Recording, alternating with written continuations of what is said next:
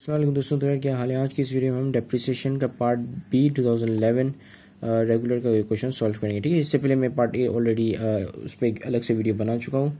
ठीक है, मैं प्रोबेबली उसकी लिंक डिस्क्रिप्शन में डाल दूंगा। अगर वो आपको डिस्क्रिप्शन में ना मिले तो आप जो है यूट्यूब पे अगर सर्च करेंगे, यूट्यूब के सर्च इंजन पे depreciation part A 2011 by H videos, ठीक है, तो आपको ये प्रोबेबली मिल जाएगा। ठीक है, so let's start with the question. On April 5 2011 the Hamdan and corporation, Hamdan corporation एक कंपनी का नाम है। ठीक है, बेसिकली उन्होंने परचेज की मशीन जिसकी एस्टिमेटेड यूजफुल लाइफ है 6 ईयर्स और उसकी सल्वेज वैल्यू है 10,000। ठीक है, अब सल्वेज वैल्यू किसे कहते हैं, यानी कि जब एक मशीन पूरी फुली डेप्रिशिएटेड हो जाती है, अब उसमें कुछ नहीं बचता, फिर वो जाके कबाड़ी वाले को ही बेचनी पड़ती है वो मशीन। तो वो कबाड़ी वाला जो उसकी प्राइस देता है या उसके जो पैसे देता है उसको हम कहते हैं सल्वेज वैल्यू। ठीक है, इसको स्क्रैप वैल्यू भी कहते हैं, रेजिडुअल वैल्यू भी कहते हैं, डिफरेंट नाम है। ठीक है, ये तब होता है मतलब जब आपकी मशीन फुली डेप्रिशिएट हो जाए और फिर वो ज़्यादा मतलब अभी वो काम में ना रहे। ठीक है, अभी वो जो है यूज़फुल ना रहे आपके लिए।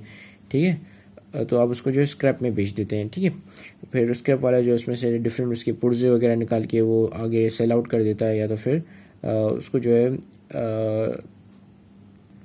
रिसाइकिल करके कोई नया मटेरियल वगैरह बनाता है। ठीक है, सो ऑन अप्रैल 5 उसके हमने यहाँ पे जान लिया कि उसकी जो रेजिडुअल सल्वेज वैल्यू है 10,000 है। The company use straight line method for the year ended June 30 the following expenditure were incurred on it. ठीक है, अब कंपनी जो है स्ट्रेट लाइन मेथड यूज़ करती है अपना डेप्रिसिएशन एक्सपेंसेस निकालने के लिए, और ये जो फॉलोइंग एक्सपेंडिचर उन्होंने किए उसको मशीन के ऊपर। ठीक है, तो बेसिकली हमने क्या करना है, compute the total cost of machine and setup a machine cost account. ठीक है, मशीन का कॉस्ट अकाउंट यानी कि मशीन का टी अकाउंट बनाना है और कॉस्ट ऑफ मशीन कंप्यूट करनी है। ठीक है, दो काम करने हैं। अब यहाँ पर हम तमाम वो एक्सपेंडिचर देखेंगे जो कि मशीन के रिलेटेड हो या जो कैपिटल एक्सपेंडिचर हैं। ठीक है, सो इनवॉइस प्राइस ये है मशीन की जो आफ्टर द ट्रेड डिस्काउंट के बाद जो प्राइस होती है उसको हम कहते हैं इनवॉइस प्राइस। ठीक है, तो ये मशीन की इनवॉइस प्राइस हो गई। फिर एक क्लियरिंग एंड फॉरवर्डिंग चार्जेस।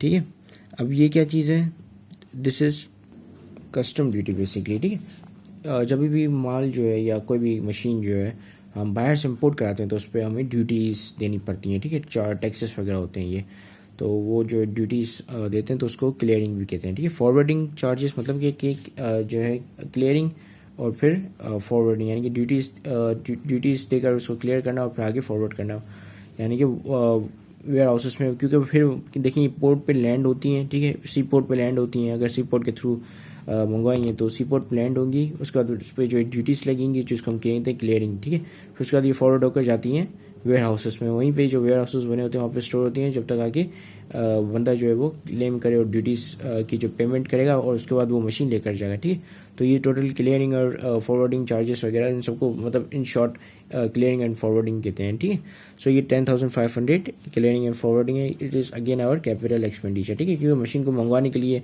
ये ये जो एक्सपेंस लगा है हमें, तो इसको हम जो है कैपिटल एक्सपेंडिचर में शुमार करते हैं। ठीक है, फिर दूसरा है ट्रांसिट इंश्योरेंस। ट्रांसिट इंश्योरेंस यानी कि जो ट्रांसपोर्टेशन की इंश्योरेंस है कि अगर ट्रांसपोर्टेशन के दरमियान अगर मशीन को कुछ हो जाता है तो इंश्योरेंस कंपनी आपको पे करेगी। ठीक है, फिर है आपका सेल्स टैक्स जो कि 17% है, यानी कि ये टैक्स जो आपने पे किया, ठीक है, मशीन को अक्वायर करने में, क्योंकि जो सेल्स टैक्स होता है वो फाइनल कंज्यूमर पे चले जाता है। ठीक है, तो आप फाइनल कंज्यूमर आपने मशीन खरीदी तो आपको एक सेल टैक्स देना पड़ेगा। ठीक है, फिर है फेडरल एक्सरसाइज ड्यूटी। ठीक है, सो दिस इज समथिंग जो है एक तरह से एक अलग तरह का टैक्स है।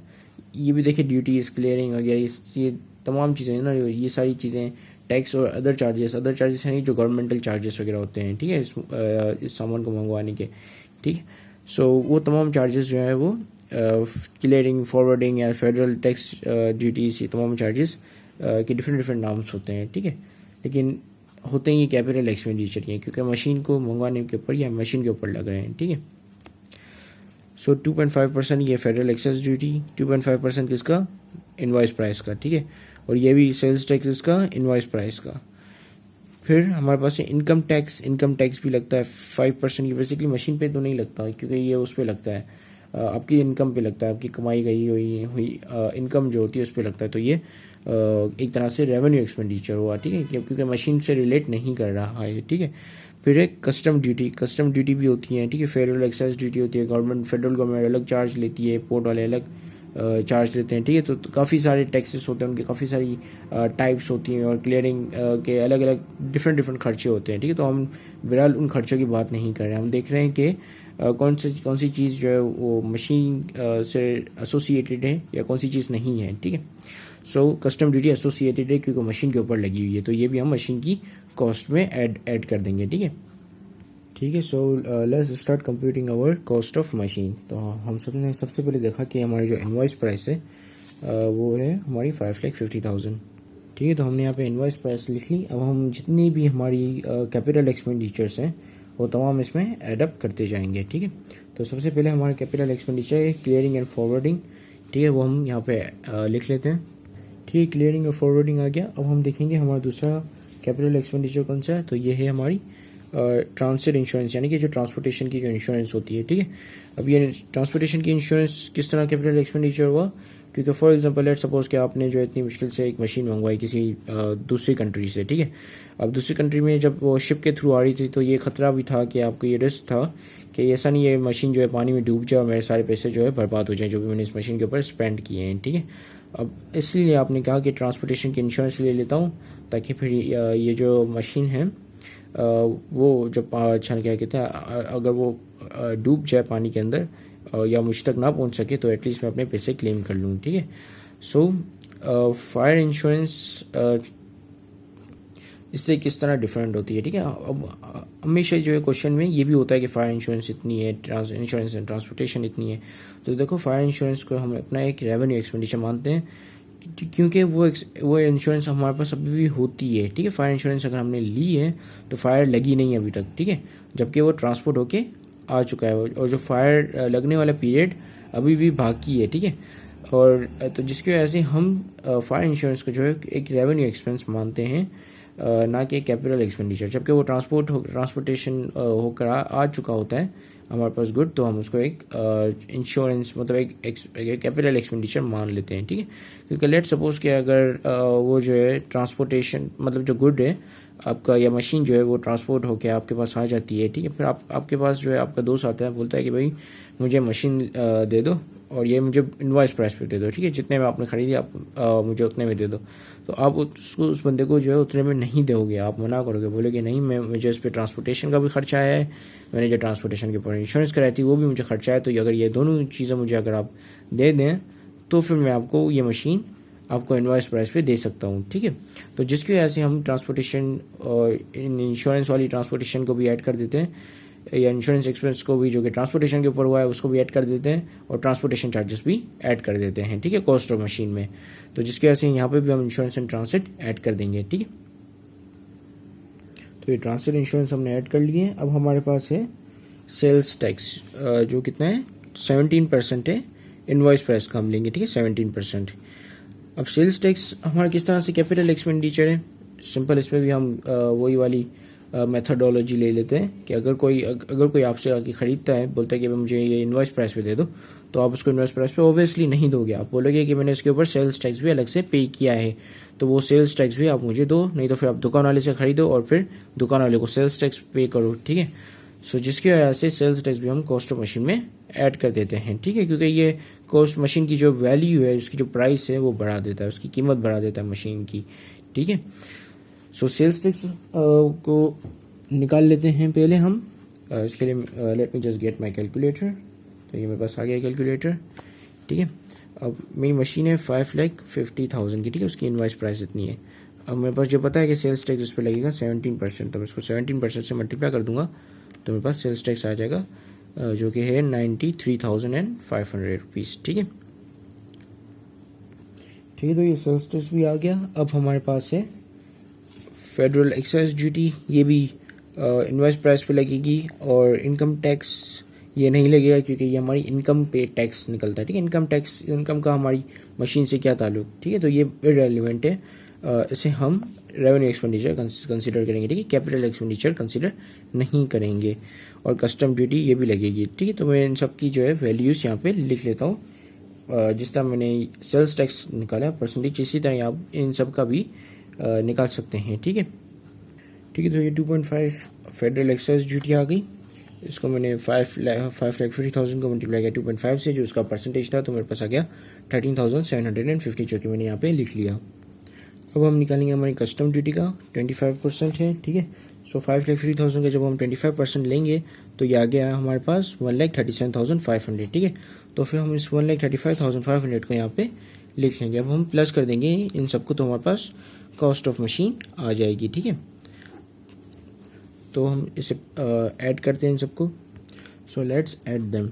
सबसे पहले हमारे पास इनवॉइस प्राइस 5,50,000, फिर इसमें ऐड कर देंगे हम 10,500, ठीक है, जो कि हमारी क्लियरिंग एंड फॉरवर्डिंग है। फिर हम ट्रांसिट इंश्योरेंस ऐड कर देंगे 7,500, ठीक है।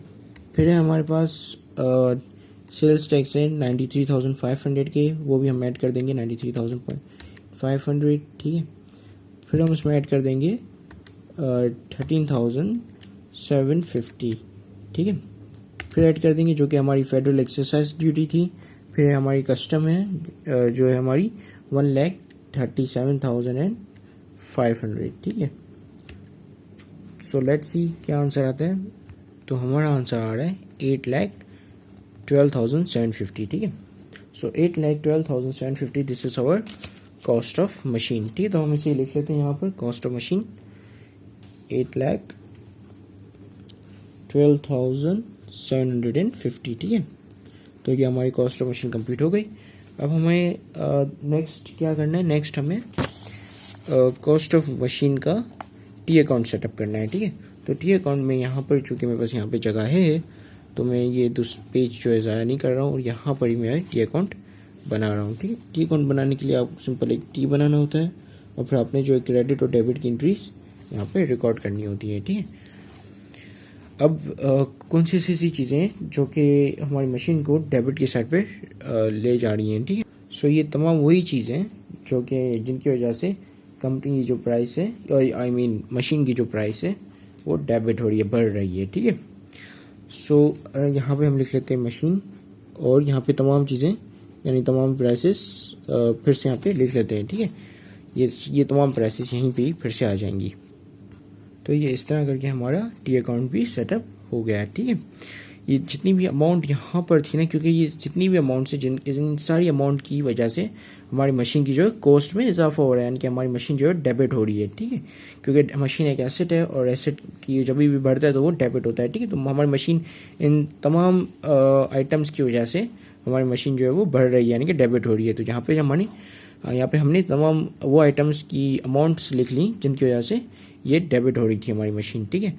और यहाँ पर कोई भी ऐसी अमाउंट नहीं है जिसकी वजह से हमारी मशीन की जो वैल्यू है या उसकी जो कॉस्ट है वो कम हो, तो जिसकी वजह से यहाँ पे हमने कुछ भी नहीं लिखा क्रेडिट साइड पे, ठीक है। और हमारे पास यहाँ पे हमने कैरी फॉरवर्ड कर दिया ताकि ये बैलेंस हो जाए, ठीक है। So this is it, thank you very much for watching this video, have a great day and अल्लाह हाफिज़।